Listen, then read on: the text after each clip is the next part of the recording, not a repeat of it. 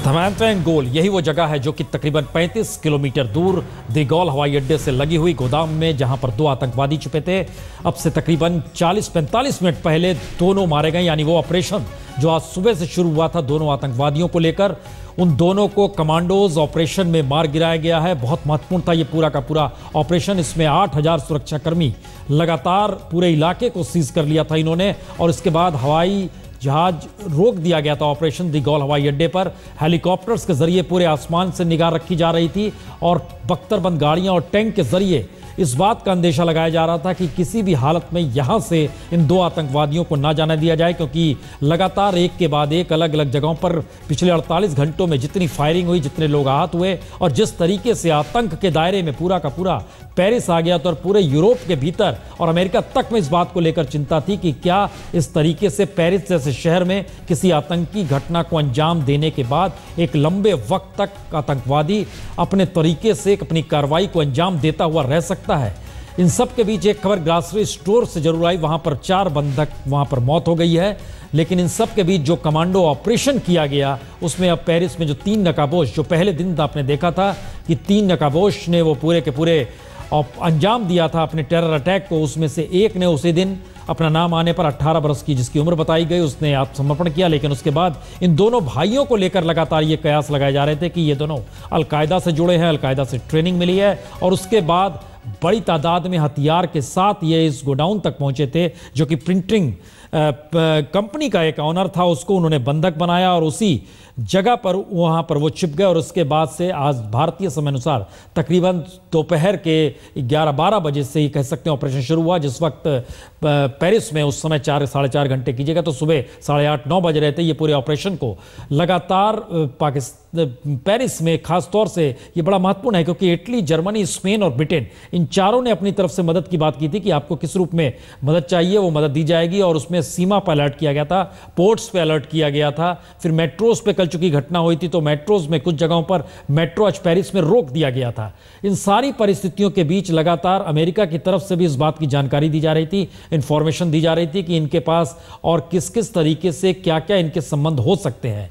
और इस पूरे ऑपरेशन को अब जब अंजाम पहुंचाया जा चुका है तो इस वक्त अब वहां पर आवाजाही शुरू हुई है। और ये पूरा एक छोटा सा गांव का इलाका है जहां पर हमारी संवाददाता लवीना जानकारी दे रही थी कि 8000 के तकरीबन यहां पर रिहाइश है। तो ये सारी स्थितियों के बीच दरअसल एक नई बहस भी शुरू हुई पूरे के पूरे यूरोप के भीतर कि क्या इस तरीके की घटना को लेकर अगर आतंकवादी धर्म का नाम लेते हैं और इन सब के बीच जो अप्रवासी हैं और उनकी तादाद यूरोप में आने वालों में बड़ी, अगर उसमें मुस्लिम है, अगर उनको लेकर कहीं इमोशनली ब्लैकमेल करने की स्थिति में आ रहे हैं, तो इसको लेकर भी पेरिस में भी आज चंद ऐसे पोस्टर नजर आए जिसमें इस बात का जिक्र किया गया कि आप हमको इन लोगों से ना जोड़िए। यानी कहीं ना कहीं इस पूरी आतंकी घटना के मद्देनजर यह बड़ा महत्वपूर्ण हो चला था कि क्या वाकई आतंकवादी घटना के जरिए पूरे समाज को बांटने की कोशिश तो वहां नहीं हो रही है। हम इस पूरी घटना पर लवीना से जुड़ते हैं उससे पहले हम आपको एक रिपोर्ट दिखाते हैं कि किस तरीके से मुस्लिम वर्ल्ड के भीतर जो भी हो, लेकिन जो पेरिस और यूरोप के भीतर खासतौर से मुस्लिम हैं वो किस रूप में चिंतित थे। और बाकायदा उन्होंने पोस्टर के तौर पर इस बात की चिंता भी जाहिर की। जरा इस रिपोर्ट को देखिए, बड़ी छोटी सी रिपोर्ट है लेकिन बड़ी महत्वपूर्ण रिपोर्ट है ये।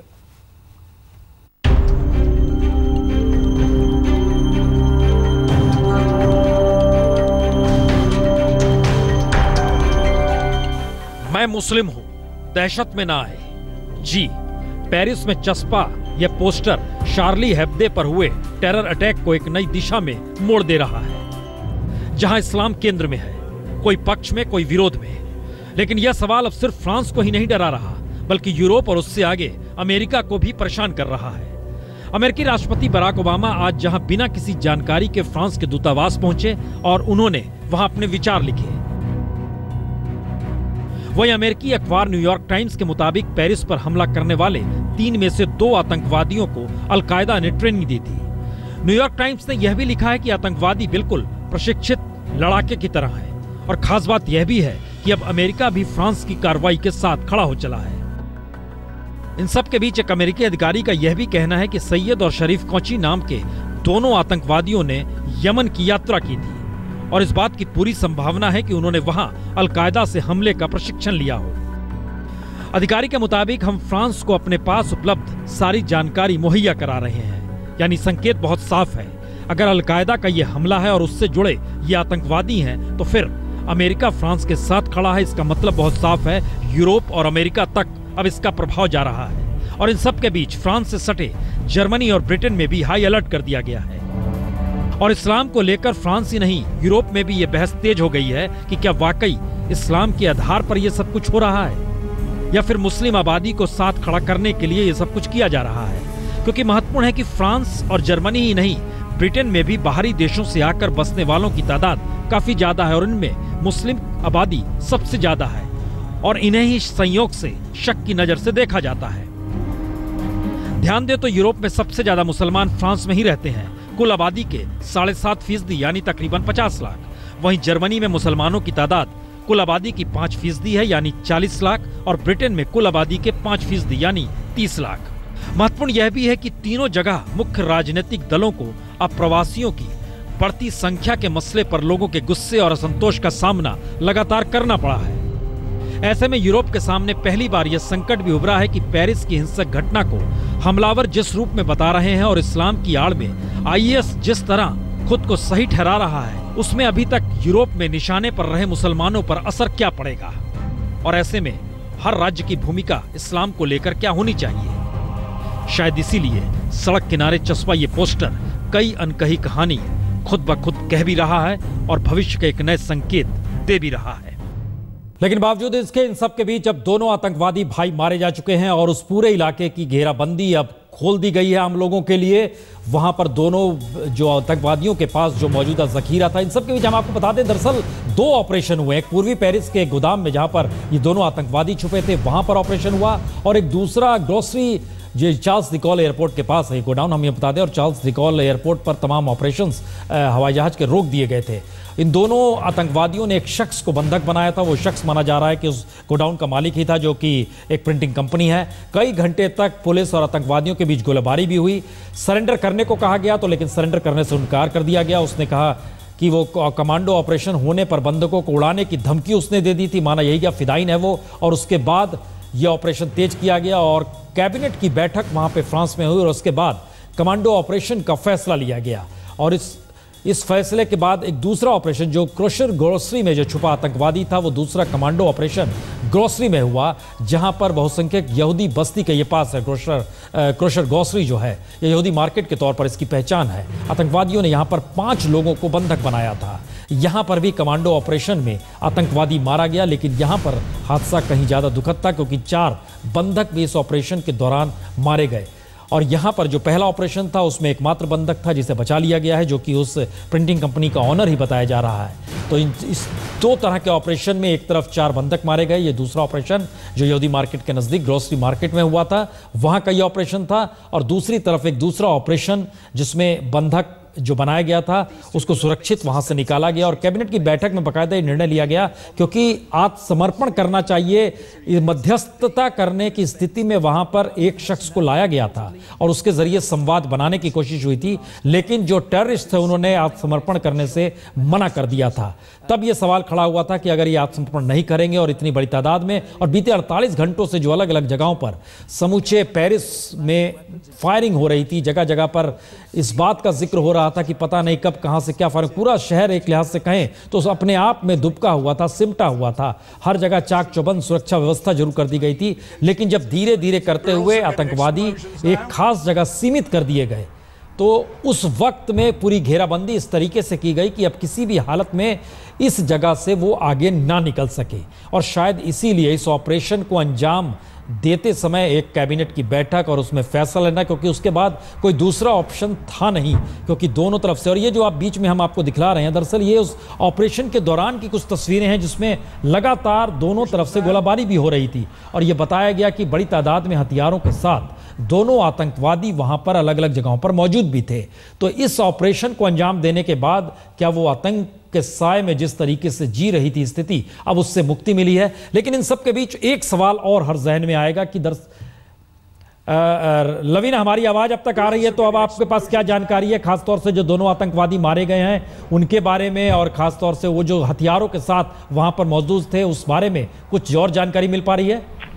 जी प्रसूद, मैं आपको बताऊं कि जो ईस्ट पेरिस में जो घटना हॉस्टेजेस की चली, जहां 5 से ज्यादा हॉस्टेजेस को बंदी बनाया गया था, वहां 4 हॉस्टेजेस की खबर आ रही है कि उनकी वो अब नहीं रहे और बाकी आतंकी भी नहीं रहे। तो अब धीरे धीरे और सामने खबर आ रही है, लेकिन अंदर अब यहाँ बिल्कुल और कुछ भी नहीं हमको बता रहे हैं पुलिसकर्मी कि अंदर कितने उनके पास हथियार थे नहीं थे, या अब आगे क्या होगा, और आगे जाने भी नहीं दे रहे जहां से हम हैं वहां से।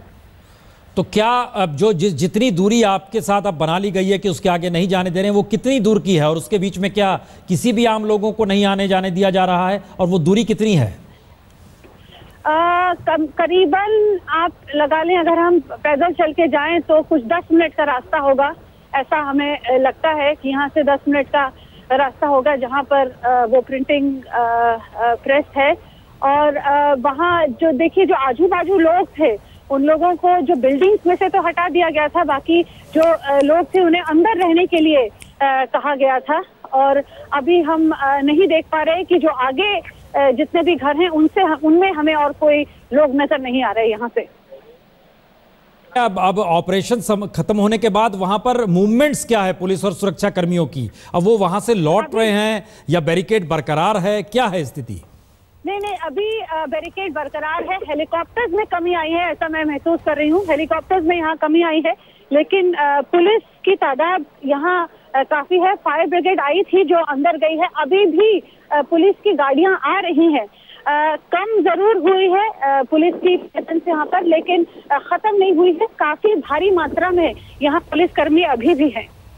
आप जरा जानकारी हासिल कीजिए, हम आपके पास लौटे। दर्शकों को खाली बता दें कि दरअसल जितनी दूरी का बैरिकेड बनाया गया वो तकरीबन आप कह सकते हैं कि 500 से 600 मीटर का वो पूरा बैरिकेड है, जिसमें अभी आम लोगों की आवाजाही रोक दी गई है या नहीं आ जा पा रहे हैं। लेकिन उस पूरे इलाके में अभी भी मौजूदगी है। हेलीकॉप्टर्स कम हुए हैं, जो जानकारी हमारी संवाददाता लगातार दे रही है। लेकिन इन सब के बीच 2 हादसों में से एक जहां पर ऑपरेशन किया गया, जो ग्रोसरी मार्केट था, वहां पर 4 बंधक मारे गए हैं। एक वहां पर जो आतंकवादी था वो मारा गया है, लेकिन दूसरी तरफ जो प्रिंटिंग प्रेस वाला था, जिसके ऑनर को भी बंधक बना लिया गया था, उसको बचा लिया गया है, लेकिन वहां पर मौजूद टेररिस्ट को मार गिराया गया। अब ये एक अच्छी खबर दूसरी है ये कि दरअसल इन सब के बीच जहां से ये बात शुरू हुई थी, ये जो चार्ली हेब्दो जो पत्रिका है, इसको लेके इंतजार दुनिया में गजब तरीके से हो रहा है। और ये इंतजार एक ऐसा है जो आने वाले वक्त में शायद एक नए तरीके का संदेश दे कि आप कलम की ताकत को नहीं रोक सकते हैं, और कलम अगर हथियार के तौर पर सामने आने लगे तो फिर टेररिज्म उसके सामने मायने नहीं रखता। मैं ब्रेक के बाद एक रिपोर्ट आपको दिखाएंगे। तो दोनों आतंकवादी भाई मारे गए हैं ऑपरेशन में, लेकिन ऑपरेशन के दौरान खबर एक अच्छी नहीं है कि दरअसल 4 बंधक भी मारे गए, जो कि ग्रोसरी मार्केट के बीच में जहां पर बंधक बनाया गया था वहां पर। लेकिन दूसरी तरफ जो प्रिंटिंग प्रेस के ऑनर को लेकर बंधक बना के उसी के गोडाउन में जहां पर ऑपरेशन को अंजाम देने के लिए तकरीबन 80,000 सुरक्षा कर्मियों की मौजूदगी और तकरीबन 1,000 ऑफिसर्स उसमें थे। बख्तरबंद गाड़ियां मौजूद थी, टैंक मौजूद था, हेलीकॉप्टर्स मौजूद थे। डिगॉल एयरपोर्ट पर हवाई जहाज के ऑपरेशंस बंद कर दिए गए थे। और इन सब के बीच कैबिनेट की बैठक ने निर्णय लिया, तकरीबन उस समय पेरिस में 4 बज रहे थे जिस समय यह निर्णय लिया गया, यानी भारत में 8:30 बजे का वक्त था।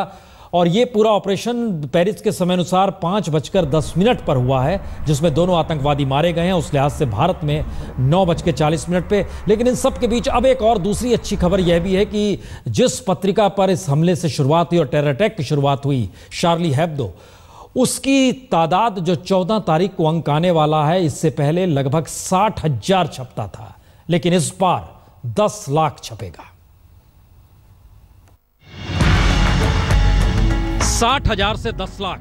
जी, शार्ली हेब्दो के ताजा अंक, जो आतंक की गोली से अपने संपादक समेत तमाम कार्टूनिस्ट पत्रकारों को गंवा चुका है, वह 14 जनवरी को जब बाजार में आएगा तो 10 लाख कॉपियां छपेंगी।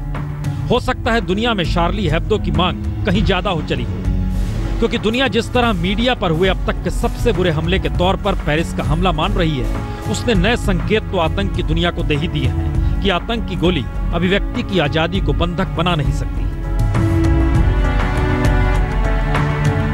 इसीलिए शार्ली हेब्दो की मुख्य टीम में बचे एकमात्र वरिष्ठ कार्टूनिस्ट पत्रकार पैट्रिक फुलेक्स ने भी हिम्मत नहीं हारी और उनके साथ खड़े कार्टूनिस्ट कैरन रे हों या फिर कॉलमनिस्ट पैट्रिक पेलो, सभी एकजुट हैं और सभी ने तय किया है कि पहली बार दुनिया के उन सभी कार्टूनों को भी शार्ली हेब्दो के अगले अंक में जगह दी जाएगी जो शार्ली हेब्दो पर हुए खूनी आतंकी हमले के विरोध में बनाए गए।